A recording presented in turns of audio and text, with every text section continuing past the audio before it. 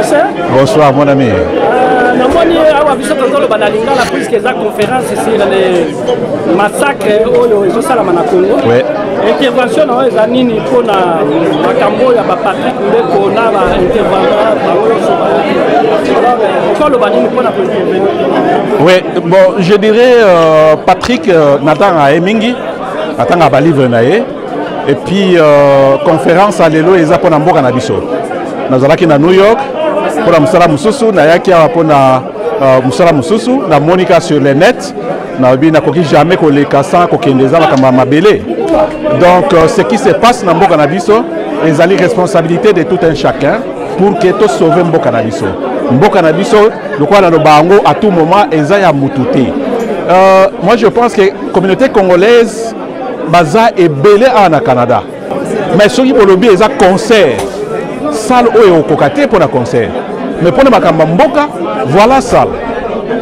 Moi regret n'a yangwana. Donc les Kambo ya Mboka Nabiso et Tali Biso, il faut tout télémato ya tout le belango. Vous avez vu ceux qui ba Rwandais, bazoro Makamba Rwandais, ba Congolais ba Kotarate. La conférence à Rwandais entre les code. Voilà la conférence à Congolais, Rwandais na kati qui dérange, qui disent que l'histoire ya Congo est la vérité. Et on permet ça. Donc tous les peuples moko hospitalier, to recevoir à Moutounyoso, mais Bouzo Banabiso est l'écaté. Bouzo est l'écaté, c'est le moment il faut tout élément. Moutounyoso oyako kokota na association avec des criminels ba occupant en Mboka Nabiso, faut tout élément la bango. Voilà mon frère. Quand on a la question que poser, la question bon, la question est que Nanzela, Moussous est que Nanzela, parce que comme Patrick l'a dit, et pas Nabiso Congolais, tout le monde connaît tout. Ceux qui ont évité, l'Oba ont évité. Ceux qui ont yebi. C'est ce qui nous dérange. Et pas la biso spécialiste bazali na makambo nyonso. Mutu moko aza médecin, mutu moko aza militaire, mutu moko aza politicien, mutu moko aza enseignant, mutu moko donc ba grade nyonso, on connaît tout. C'est-à-dire que moi je pense que la conférence à il faut organiser on attend moulaï. Koluka moyo cotiser mbongo, koluka sala munene, vous prenez une journée parce que le problème il y a Congo, et ça problème il y a Mkolomo côté il y a 2 heures T. Voilà, c'est ça. Ma beaucoup est belé dans l'icolo mais il y a pas de temps. Voilà. Mon frère Naza Moutalamuka, je travaille pour l'ONI. Je travaille pour l'ONI. Natangi Sakana université, Nazali activiste, il y a défense, il y a droit de l'homme. Donc Nazamuta la Mukati. Na kutana na mutu moko ya la Mukati, na sora na bangote. Bazobe ngangai par ba conseiller na bango interposé. Na yebi makamba la muka ata mukete. Donc Nazali congolais. Tout ce qui se passe Yamabe na Congo, nazo tellement nazo défendre yango. Na 2011 na défendre que Ken Tshisekedi. Ba photo ezali. Na organiser ba marche na Corée. Et Erwan Nazaki peut Moutalamuka? Comme na suka et l'homme na ngana tuna kaka. Oko pesa le lobani ni pona bandeko ba kolanda image na yo pe conseil ni ko pesa ba ngope. Deuxième question balobi olinga ka Félix puisque au télé la Félix peut les bandelités na suka na ba life. Il y a les bosso na ko loba ke ba congolais nyonso place bazali ba téléma. Biso nyonso photo téléma. Eza makambo ya muto nyonso. Alors, pour Félix, Félix en tant que personne physique, Azan Ndekonangai, c'est mon beau-frère. Nalinga Kaye. Bolanda ba message na Facebook nanga en 2011. Comment je félicité UDPS Etienne Tshisekedi makambo nyonso. Mais nazoyi na Félix en tant que président de la République.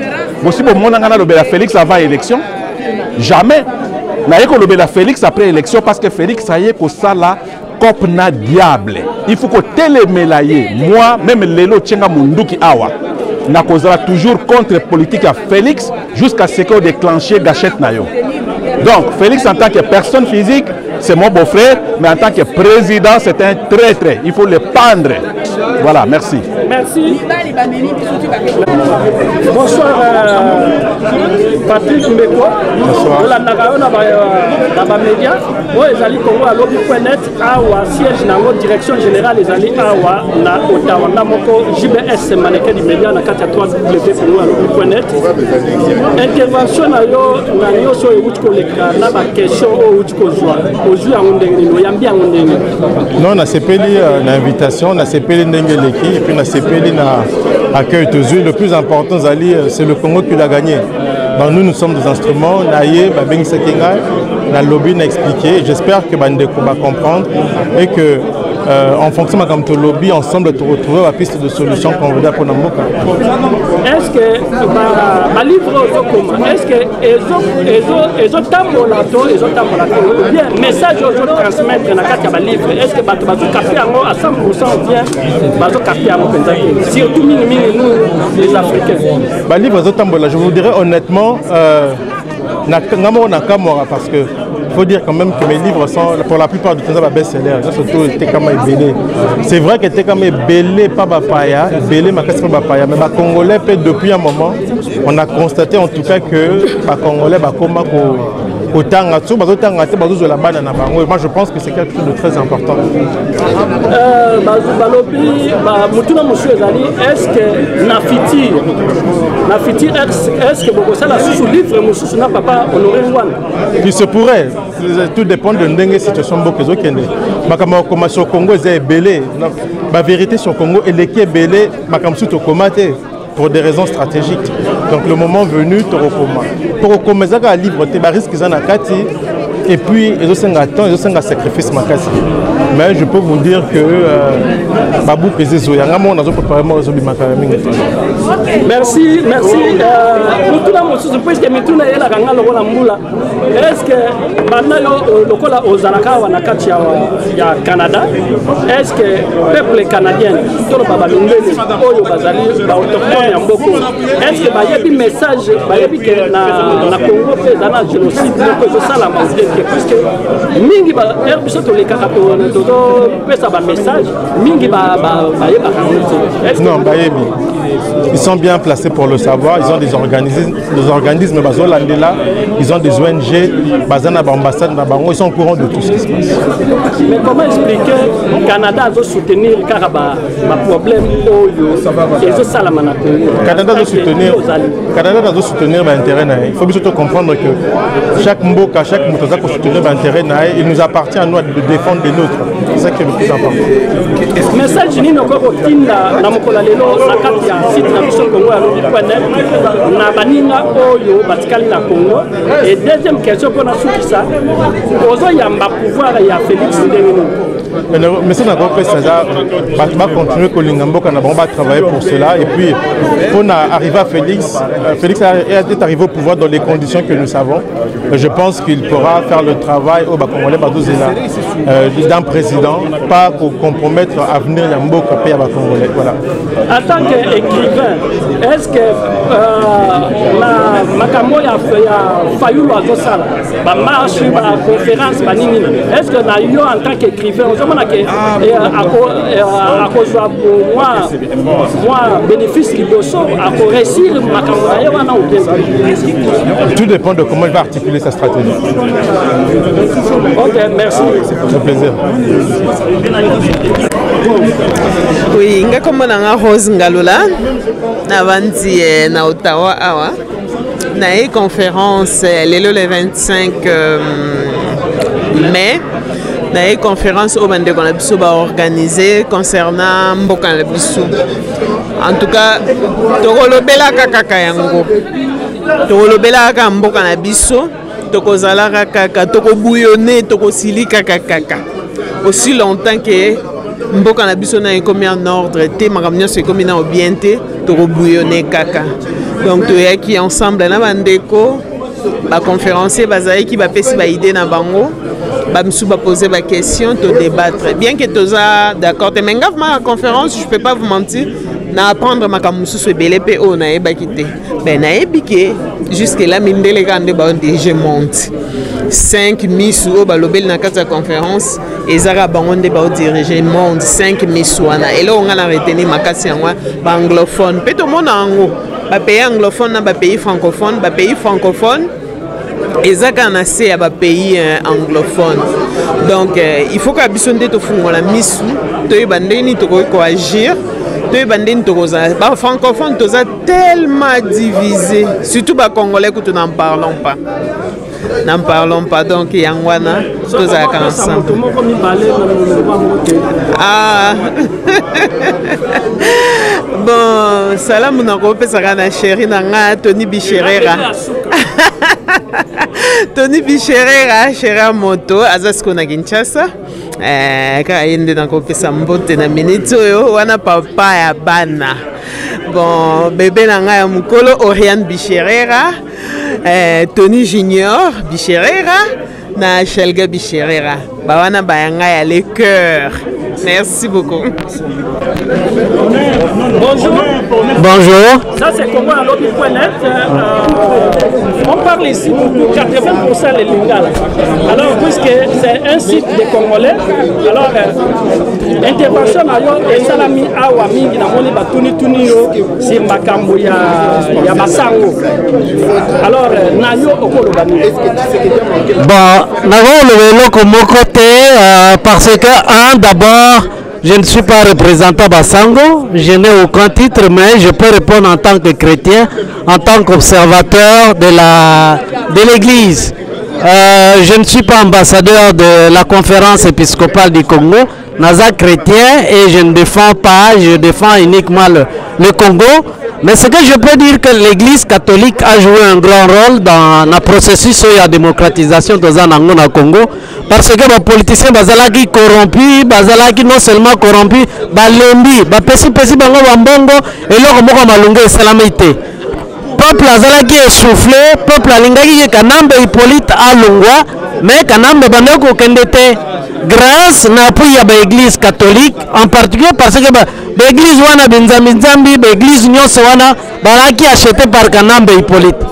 Bazalaki bango nyonso to muku na banani bango nyonso to bazalaki essoufflé. Mais l'église catholique incorruptible a montré le chemin kanambe Hippolyte bazalaki na nini.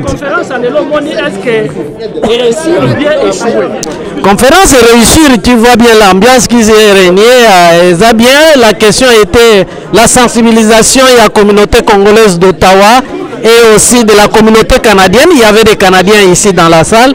Tu réussir parce que tu bandit sur le processus, il y a génocide de reconnaissance à génocide congolais par la communauté internationale que le Rwanda, Nakanambe et Hippolyte en tête ont effectué au Congo. C'est vraiment désolable jusqu'à ce jour. Tous les Congolais, la communauté internationale, les Congolais, les Congolais, tous les devant, tous les gangs makasi pour que reconnaître que tous les peuples génocidés. Merci.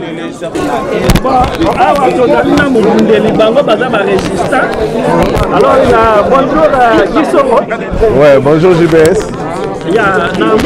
namoni yo pe na kati ya conférence awa eloko nini yo capté bana conférence ebandi lelo ebandi te suka nango namoni bato ba question namoni pe na salle yo za résistant combattant namoni pe na kati ya salle ba Rwandais ba Burundais ba Tanzaniens o capté nini et deuxièmement message nini ko pesa na baninga non message na biso eza toujours ya résistance message ya toujours ya ko crier sur le toit qu'il y a un génocide qui est en train de se passer au Congo.